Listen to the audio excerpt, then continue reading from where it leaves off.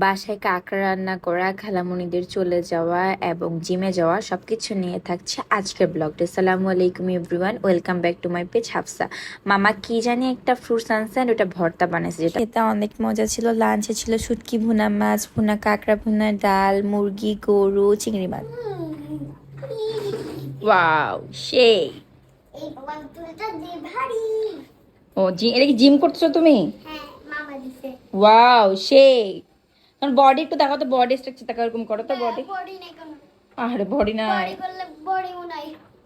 তুই যে ভাত খা। সুবাহ থেকে পচাপচি সব বারো খেতে মনে হচ্ছে গাড়িতে। না আমি তাই চাই। কি চাস, তুই বিস্কুট খাবি? এই বার্গার খাবো না আমি। ঠিক আছে, তুই বার্গার কাটলেট খাবি না।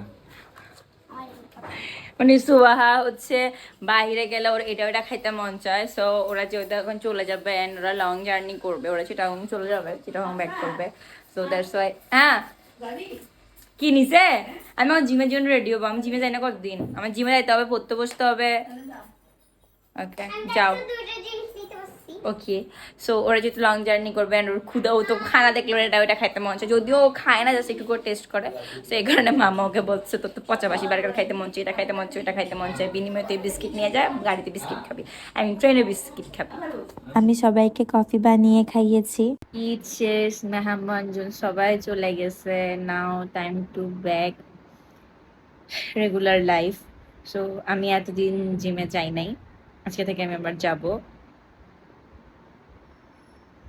জিমে যাওয়ার আগে আমি এক কাপ ব্ল্যাক কফি খেয়ে নিচ্ছি, অ্যাজ ইউ ক্যান সি।